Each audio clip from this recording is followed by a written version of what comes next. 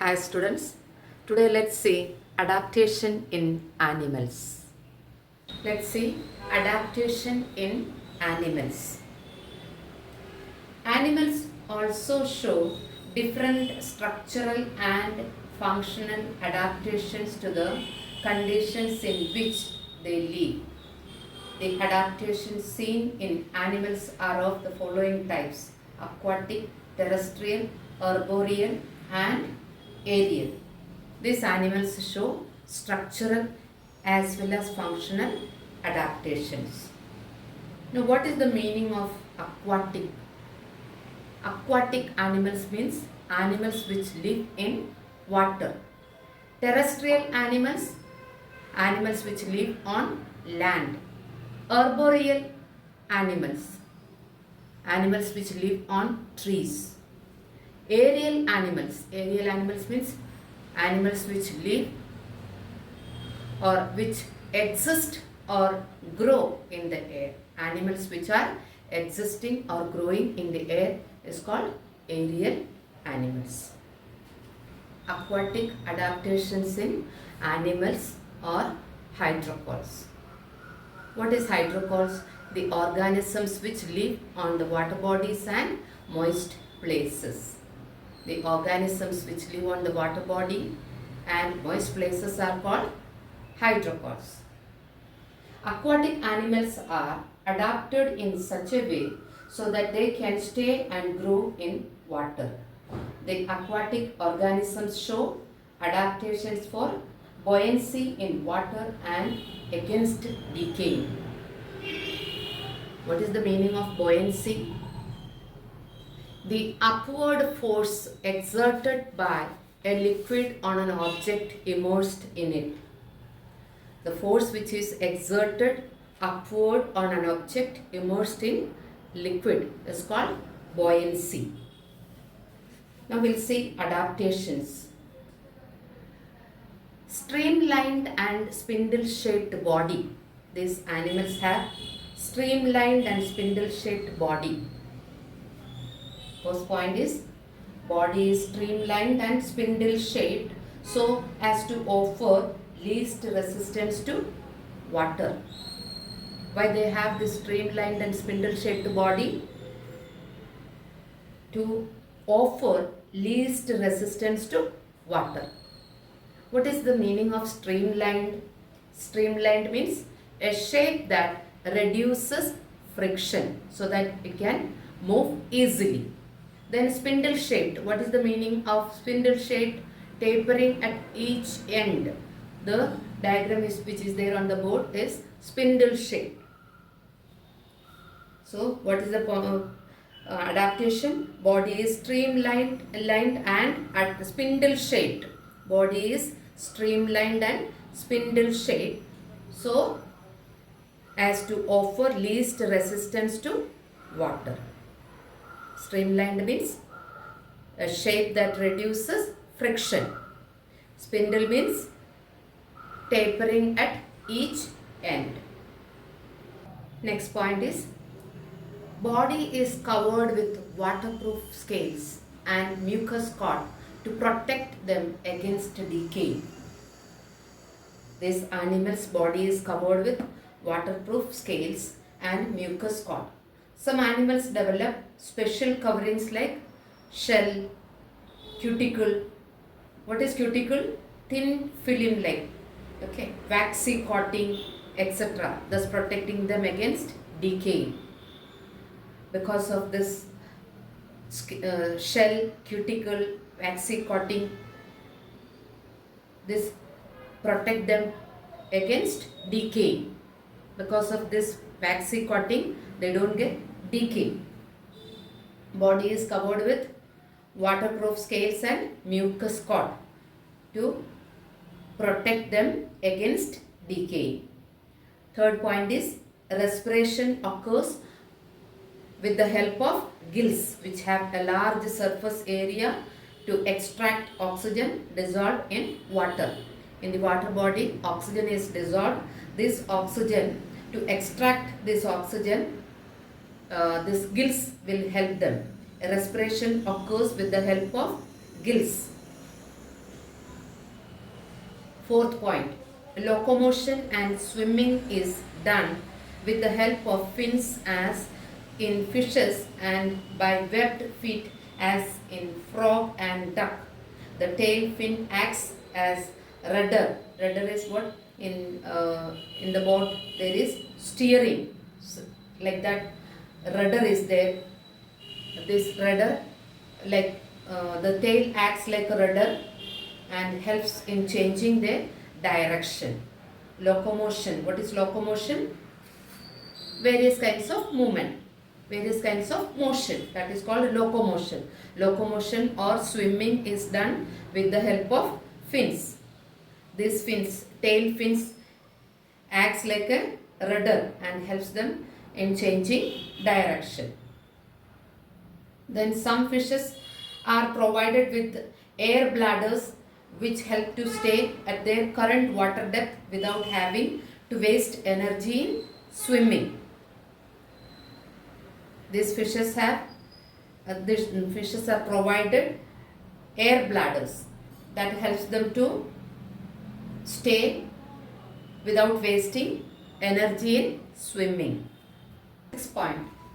Some fishes and water insects like giant water bug or belostoma carry air bubbles on their body or within their body which help in buoyancy.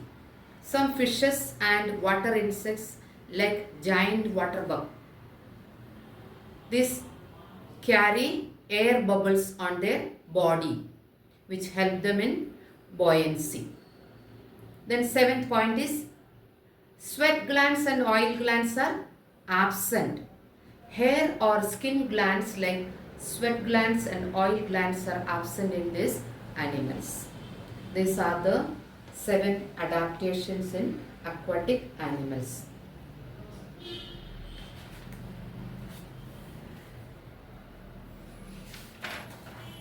Then next, xeric adaptation in desert animals or xerocols. What is the meaning of xerocols? Animals that is adapted to live in a desert. Animals that is adapted to live in a desert is called xerocols.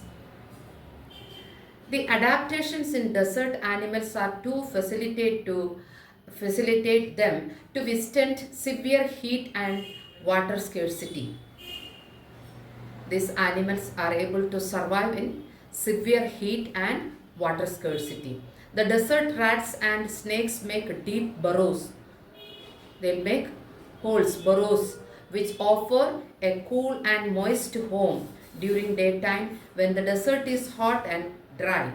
During night, when the deserts are cool, the animals come out of the deep burrows and holes and become active. These are called nocturnal animals. What is nocturnal animals? Animals which are active during the night and sleep during the day. Why? Here in this place it is desert, very hot. That is the reason they stay in the burrows, and during night they come out because it is cool. The desert will be cool during night. So they come out from the burrow and they will be active during night and they go and sleep during daytime. The burrows will be very cool. That is the reason inside the burrows they will sleep during the daytime. Desert animals adapt their bodies to prevent loss of water by perspiration. What is perspiration? Sweat. The camel is a xerocol. It can cover very long distance without food and water as long as 10 days. Camels can live without water for 10 days.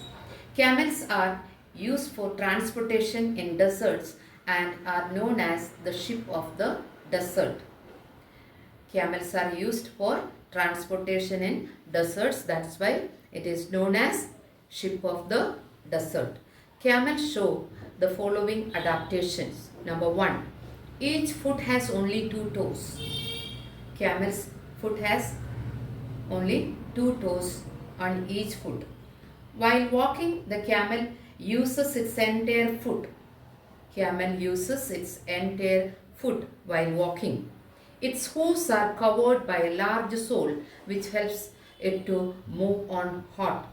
Its hooves are covered by a large sole. What is hooves? Hooves is hard part of the foot. It is covered by a large sole which helps it to move on hot slippery sand. In the desert, sand is there. On that slippery sand, these camels can walk because its hooves are covered by large sole. It can cover a huge distance in a day at a speed of 20 to 25 km per hour without food and water. Camels can cover huge distance in a day. And what is the speed? 20 to 25 km per hour, and that too without food and water. The next point, the camel can live up to 10 to 12 days without food and water. When water is available, it can drink as much as 50 liters at one time. This water gets evenly distributed in all the tissues of its body. Camels can live up to 10 to 12 days without food and water. When water is available, it can drink how much? 50 liters, and that too at one time. And this water gets evenly distributed in all the tissues of its body. Third point, the hump on its back is actually a food reserve filled with fat. This food is utilized when it does not get anything to eat. This is why the size of the hump gets reduced when the camel does not have anything to eat. You know, they have hump on their back.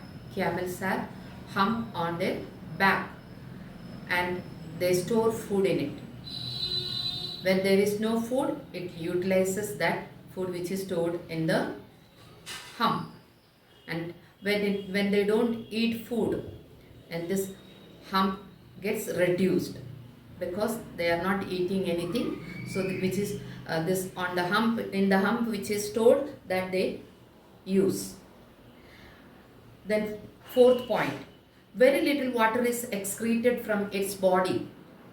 When it does not get water, it passes about half a liter of urine in a day. No, desert animals, they don't perspire or they don't sweat much, very less. Why? To prevent loss of water. Like that here, they do not pass urine, very less urine they pass. Around half a liter of urine in a day they pass. Then the fecal matter, fifth point is the fecal matter of the camel contains very little water. Again, they preserve water, that is why they don't want to lose water. Their dung, camel's dung is very dry. It passes nearly dry dung. Camel's breathing rate is very slow to prevent water loss during breathing. When we breathe, we lose water. Like the same, these camels also lose water. So to prevent that loss of water, they breathe very slow.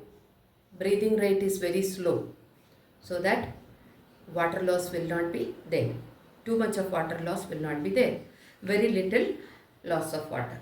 Then seventh point, it can adjust its internal temperature and keep it higher. Their body temperature, internal temperature, they will keep it higher than that of the surroundings. Why? Because of this, the loss of moisture through perspiration will be nil. It can adjust its internal temperature and keep it higher than that of the surroundings. Due to this, the loss of moisture through perspiration is nil. The eighth point, it has a slender snout. Snout is what? Long nose. It has a slender snout which bears a cleft upper lip. It has long eyelashes and muscular nostrils which can be closed to protect it from wind-blown sand.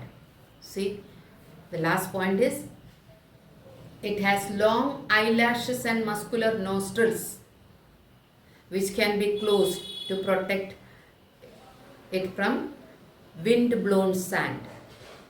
Okay, it is desert. There is sand. When wind is there, when wind blows, the sand also will blow in the air. And to protect themselves from the sand, their eyes and their nose, they'll close their eyes because they have long eyelashes which can prevent or which can protect from wind blown sand. And not only long eyelashes, it has muscular nostrils. This also can close completely so that it can protect it from wind blown sand. It has a slender snout which bears a cleft upper lip. It has long eyelashes and muscular nostrils which can be closed to protect it from wind blown sand. These are the adaptations of camel. If you like my video, please like, share and subscribe. Press the bell icon to stay tuned.